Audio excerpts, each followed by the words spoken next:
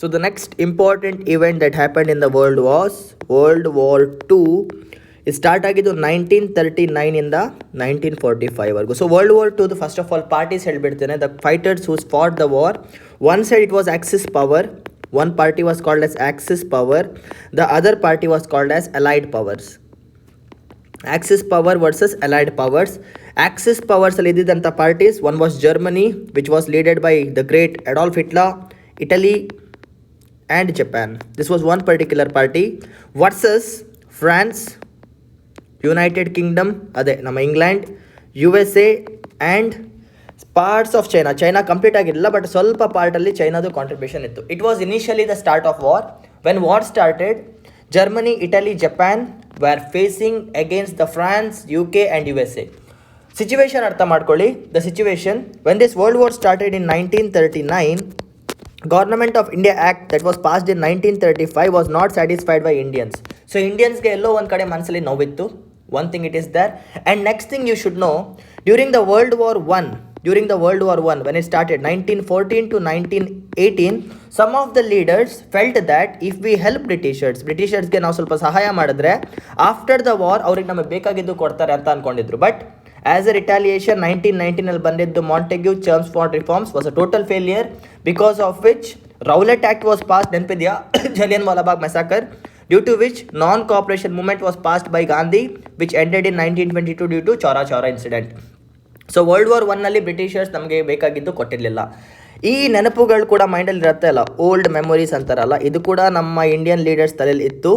So ನಾವು in this time there was one more leader whose name I should definitely take, Netaji Subhash Chandra Bose. Netaji Subhash Chandra Bose.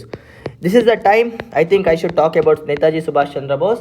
Netaji Subhash Chandra Bose was the president of INC in 1939. ಅವರ ಪತ್ನ resign ಮಾಡಿ, he resigns it and walks off from INC. ನೋಡಿ, ನಾನು ನಿಮ್ಗೆ ಹೇಳಿದ್ದೆ ಸ್ವಲ್ಪ. Let's talk about a small background. Netaji Subhash Chandra Bose joined INC in 1921, whereas Jawaharlal Nehru joined in 1919. He was supported by nepotism by Motilal Nehru, who was his father, of course, Jawaharlal Nehru. And since both of them belong to the moderate mindset, Mahatma Gandhi ಅವ್ರ support ಕೂಡ ಇವರಿಗಿತ್ತು. But in case of Nehru, 1921, resigned from Imperial Civil Services voluntarily and joined INC Youth INC party. He had to go on struggle. ಸ್ವಲ್ಪ struggles ಇತ್ತು ನೇತಾಜಿ ಸುಭಾಷ್ ಚಂದ್ರ ಬೋಸಲ್ಲಿ, because definitely no nepotism ಅಂತ ಇವ್ರ ತಲೆ ಮೇಲೆ ಇರಲಿಲ್ಲ. ಸೆಲ್ಫ್ ಮೇಡ್ ಹೀರೋ ಅಂತಲೇ ಹೇಳ್ಬೋದು. It took some time for Netaji Subhash Chandra Bose to gain limelight. ಅಂದರೆ ಸ್ವಲ್ಪ ಟೈಮ್ ಹಿಡಿತು. ಇವರು 1929 Jawaharlal Nehru became the head of Lahore session and called for Purna Swaraj. ನೆನಪಿದೆಯಾ? Purna Swaraj was adopted in 26th January 1929. But in case of in case of Netaji Subhash Chandra Bose, it took some time. But due to his absolute mindset, our talent, our hidden secrets in the our leadership qualities in the, he started gaining respect in INC. And in 1938, he became the leader. He became the president of INC. Okay, but Mahatma Gandhi ಅವ್ರಿಗೆ ನೇತಾಜಿ ಸುಭಾಷ್ ಚಂದ್ರ ಬೋಸ್ಗೂ conflicts ಇರ್ತಾ ಇತ್ತು. Because Bose was having the ideas of extremist, ಹೊಡೆದಾಡ್ಕೊಂಡೇ independence ತಗೊಳ್ಳೋಣ ಅಂತ. And Mahatma Gandhi satyagraha ಮಾಡಿ ತಗೊಳ್ಳೋಣ ಅಂತಿದ್ರು. Due to which it created some conflict and Subhash Chandra Bose quit INC. He left INC and then he went on to do his own style ಅಂತಲೇ ಹೇಳ್ಬೋದು. Netaji Subhash Chandra Bose is an unsung hero. ನೆನ್ಪಿಟ್ಕೊಳ್ಳಿ, Netaji Subhash Chandra Bose is an unsung hero in the struggle of Indian independence. ಇವ್ರ ಹೆಸರನ್ನ ನೀವು ಅಷ್ಟು ಕೇಳಲ್ಲ. ಒಂದು ಬುಕ್ಕಲ್ಲಿ ಬರುತ್ತೆ ಎಲ್ಲೋ ಒಂದು ಕಡೆ, Netaji Subhash Chandra Bose left to Japan and created Indian national Army and came back ಅಂತ. Absolute rubbish. The contribution of Netaji Subhash Chandra Bose is been suppressed by some of the political leaders. So ಈ ವಿಡಿಯೋದಲ್ಲಿ I will also give an attention to Netaji Subhash Chandra Bose, ಯಾಕಂದರೆ ಅವ್ರು ಇಲ್ಲದೆ ಇದ್ದರೆ ಇಂಡಿಯಾಗೆ independence ಸಿಗ್ತಾ ಇರಲಿಲ್ಲ. Let's come back to the story. Yes, so ಇವಾಗ ಏನಾಗುತ್ತೆ, Germany, Italy and Japan were leaded by Adolf Hitler. ಗೊತ್ತಿರತ್ತೆ, the famous Nazi dictator Adolf Hitler. And ಇಲ್ಲಿದ್ದು ನಮ್ಮ England, France, USA. The war was. ಈಗ ಸ್ವಲ್ಪ India map ಬಗ್ಗೆ discuss ಮಾಡೋಣ. Can you see if this is the India map? ನನಗೆ ಬಿಡ್ಸೋಕ್ಕಷ್ಟು ಬರಲ್ಲ ಗುರು, ಬೇಜಾರು ಮಾಡ್ಕೋಬೇಡಿ. ಇದು ಗುಜರಾತ್ ಅಂತ ಅಂದ್ಕೊಳ್ಳಿ. ಜಪಾನ್ ಇಲ್ಲಿ ಬರುತ್ತೆ, ಗೊತ್ತಿದೆಯಾ? Japan is here. If in case ನಿಮ್ಗೆ ವರ್ಲ್ಡ್ ಮ್ಯಾಪ್ ಗೊತ್ತಿದ್ರೆ. ಸೊ ನಾವು since Japan is fighting against United Kingdom, as you can clearly see here, Japan ಇಲ್ಲಿದೆ. They wanted to march through Burma and conquer India. It was a clear-cut possibility that Japan would march and conquer India. So ಇದರಿಂದ ಏನಾಯಿತು, Britishers had a fear that they would lose India. ಅವ್ರಿಗೆ ಸ್ವಲ್ಪ ಭಯ ಇತ್ತು ಇಂಡಿಯಾನ lose ಮಾಡ್ತೇವೆ ಅಂತ. And 1939ನಲ್ಲಿ when the war started, without even seeking the permission of Indians, United Kingdom announced that India will fight for us. ಹೇಳ್ದೆ ಕೇಳ್ದೆ ಭಾರತ ನಮಗೋಸ್ಕರ ಹೊಡೆದಾಡತ್ತೆ ಅಂತ ಅನೌನ್ಸ್ಮೆಂಟ್ ಮಾಡ್ತಾರೆ. ವೈಸ್ರಾಯ್ ಇಲ್ಲಿಂದಗೋ. Unfortunately India was not ready. ನಮ್ಮ ಭಾರತೀಯರು ರೆಡಿ ಇರಲಿಲ್ಲ. ಅವರಿಗೆ 1914 to 18 ಆಗಿದ್ದು ಹಳೆ ನೆನಪೆಲ್ಲ ಇತ್ತು. So now they were like clear instructions, if you want our support give us what V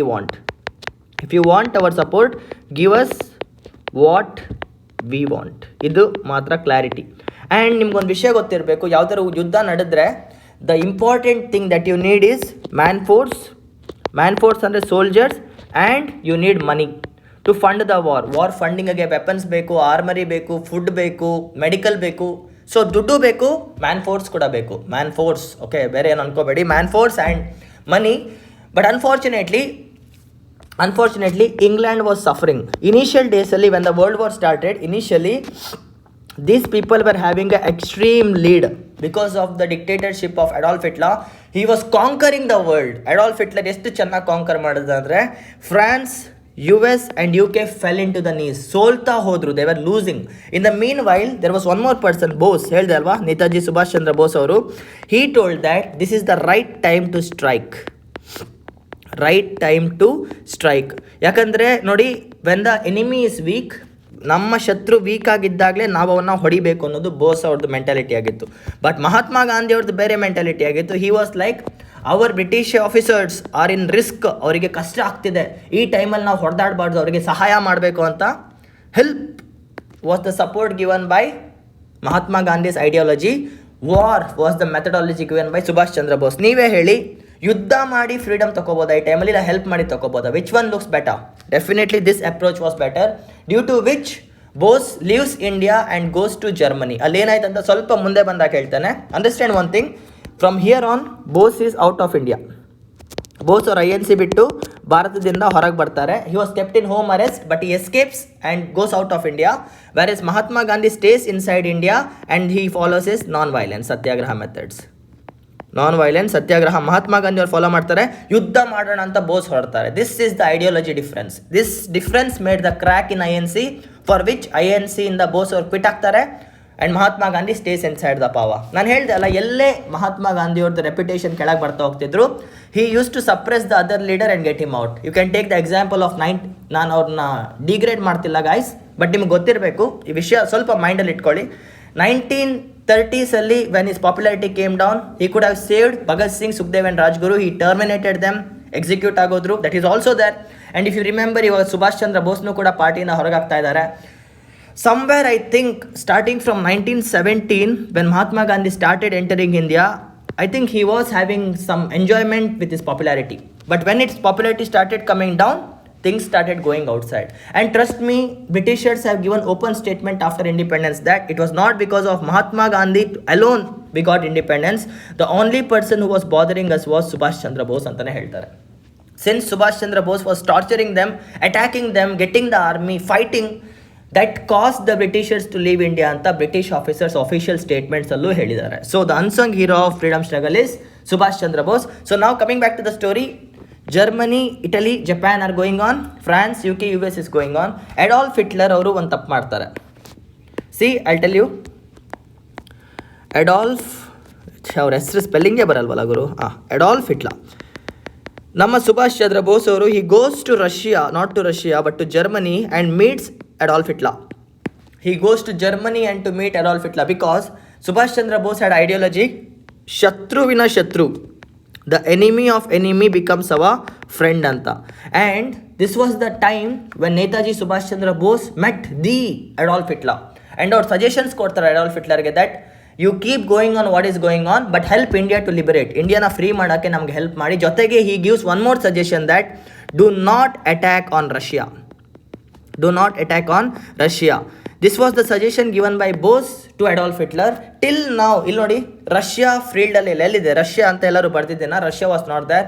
but Adolf Hitler, due to the power the was having, Adolf Hitler ಎಷ್ಟು powerful ಆಗಿದ್ರು ಅಂದರೆ, he makes one mistake, that is he launches the attack on Russia. ಒಂದು mistake ಮಾಡ್ತಾರೆ ಇಲ್ಲಿ. ಒಂದು ನಿಮಿಷ, ಯಾಕೆ colour change ಆಗ್ತಿಲ್ಲ? ಫೈನ್ ಒಂದು second. he launches the attack on Russia. ನಮ್ಮ ಸುಭಾಷ್ ಚಂದ್ರ ಬೋಸ್ ಅವ್ರು ಹೇಳ್ತಾರೆ, if you want to keep track, ನೋಡಿ ಅಡಾಲ್ಫ್ ಹಿಟ್ಲರ್ ಅವರು ಪ್ರಪಂಚನ ಕಾಂಕರ್ ಮಾಡಕ್ಕೆ ಹೊರಟಿದ್ರು. He was very very successful until and unless he attacks Russia. The moment he attacks Russia, Stalin was the dictator of Russia, USSR ಅಂತ ಏನು ಕರಿತೀವಿ, it was Stalin. And then Stalin launches the attack back, by which Germany and Axis power starts losing. And in the year 1945 ಅನ್ಕೊಳ್ತಾನೆ, 1945 or 1944, Hiroshima and Nagasaki ಮೇಲೆ USA drops atom bombs, by which World War II comes to an end. But if in case Adolf Hitler had not striked the Russia, definitely today the world map would have looked different. But unfortunately, when Adolf Hitler made his mistake of attacking the greatest nation USSR, war change ಆಗೋಗುತ್ತೆ. Until now Russia was diplomatic. The moment he attacks, Russia joins allied powers and defeats the Germany. This is what overview of world war. World history ಹೇಳಿದಾಗ ಇದರಲ್ಲಿ in depth ಆಗಿ ಹೋಗೋಣ. Okay, for ನಾವು Indian history ನಿಮ್ಗೊಂದು field ಗೊತ್ತಿರಲಿ ಅಂತ. And ನಾವು coming back to the situation in India during world war. This is in 1939 to 1945. ಇಲ್ಲೇನಾಗ್ತಿತ್ತಂದರೆ, leaders were very very clear, we will give your support if and only if you give us dominion status ಅಲ್ಲ or independence. Give us what we want, then we will support ಅಂತ the leaders were having clear cut idea. In the mean while Netaji Subhash Chandra Bose ಅವ್ರದ್ದು contributions ಹೇಳ್ತಾ ಹೋಗ್ತಾನೆ. ಇದೊಂದು ಅರ್ಥ ಮಾಡ್ಕೊಳ್ಳಿ, ಸುಭಾಷ್ ಚಂದ್ರ ಬೋಸ್ ಅವರು he goes to Japan, he creates Indian National Army. ಇದು ಕೂಡ ನಿಮ್ಗೆ ಗೊತ್ತಿರಬೇಕು. This is called as Indian National Army that was created or handed over to Bose in Japan. He divides INA into 4 regiments. Regiments ಅಂದರೆ troops ಅಂತ ಕರಿಬೋದು, team of battalions. The first regiment ನೋಡಿ, even after Gandhi doing so much to Bose, he had lot of respect to Mahatma Gandhi. So one regiment was called as Gandhi Regiment. From the ಅದೇನು INA ಅಂದರೆ ಏನಂತ ಹೇಳ್ತಾನೆ first.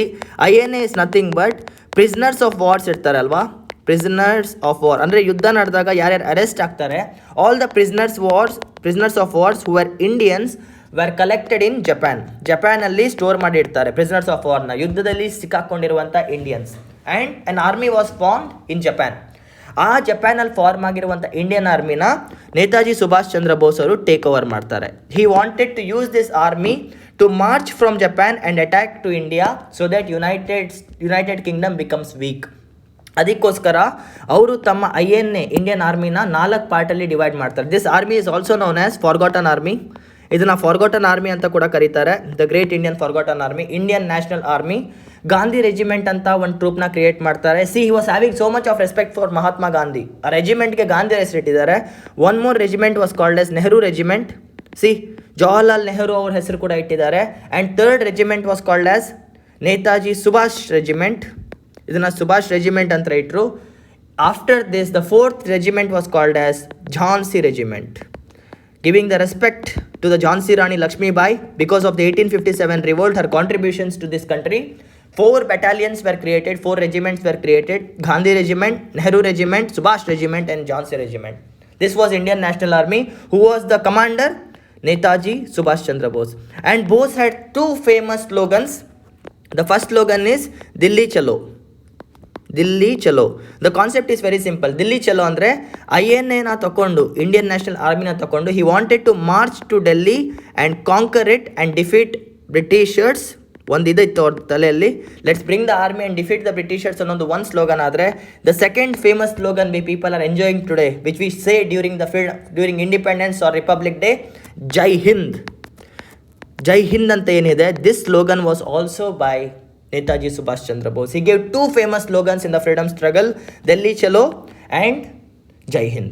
And he was the boss was the commander on chief of the Indian national army 4 ರೆಜಿಮೆಂಟ್ನ ತಗೊಂಡು he marches to Delhi. Unfortunately, there is some conspiracy that, I want to say this also, unfortunately there is a conspiracy that he dies in a plane crash. Unfortunate ಆಗಿ ಒಂದು plane ಕ್ರ್ಯಾಶಲ್ಲಿ ಇವ್ರ ಮೃತ್ಯು ಆಗತ್ತೆ ಅಂತ ಹೇಳ್ತಾರೆ. But the contributions, but even after is death, trust me, even after is death, INA marched towards their target and started attacking Britishers, due to which Britishers now had to use their ammunitions for attacking INA. World ವಾರಲ್ಲಿ ಅವ್ರದ್ದು grip ಇನ್ನೂ ಕಮ್ಮಿ ಆಗ್ತಾ ಹೋಗುತ್ತೆ. ನೋಡಿ, ಈ pressure create ಮಾಡಿರೋದ್ರಿಂದ, this pressure which was created by Netaji Subhash Chandra Bose is one of the biggest reasons why India has independence today. But the contributions of this hero are hidden in the pages of history because ಹೇಳಕ್ಕೆ ಇಷ್ಟ ಇಲ್ಲ ನನಗೆ, but after 1947 the government that came into power were INC, they manipulated ಅಂತಲೇ ಹೇಳ್ಬೋದು, or they hided the content ಅಂತ ಕೂಡ ಹೇಳ್ಬೋದು. I don't want to say this, but a lot of things are kept hidden. If you read the autobiographies or the histories written by British officers, Indians alla, by Britishers, you can clearly see that the contribution of Netaji Subhash Chandra Bose was at peaks.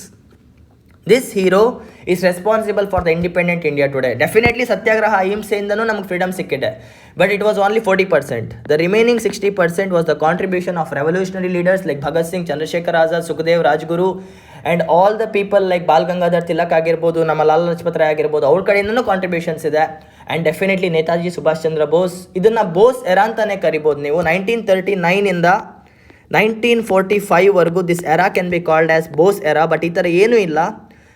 1917 ಇಂದ we call it as Gandhi era. There is no mention of Bose in this line, but this is also there. Netaji Subhash Chandra Bose ಪರ್ಸ್ಪೆಕ್ಟಿವ್ನ ಕೂಡ ಹೇಳಬೇಕು ಅಂದ್ಕೊಂಡೆ, so ಇದನ್ನು ಹೇಳಿದ್ದೇನೆ. ನಾವು coming back to the story, ನಾವು 1939 ಇದ್ವಿ, what and all demands are required ಅಂತ. ಸೊ ಅಲ್ಲಿಂದ ಗಾಂಧಿಯನ್ ವ್ಯೂ ಅಲ್ಲಿ ಮುಂದೆ ತೊಗೊಂಡು ಹೋಗೋಣ. ಟಿಲ್ ನಾವು I was telling in Bose view, because ನಿಮ್ಗೆ ಗೊತ್ತಿರಬೇಕು ನೇತಾಜಿ ಸುಭಾಷ್ ಚಂದ್ರ ಬೋಸ್ ಅವ್ರ ಕಾಂಟ್ರಿಬ್ಯೂಷನ್ಸ್. ಬಟ್ ನಾವು let's go back to the timeline and see how things went in Gandhian perspective. Okay.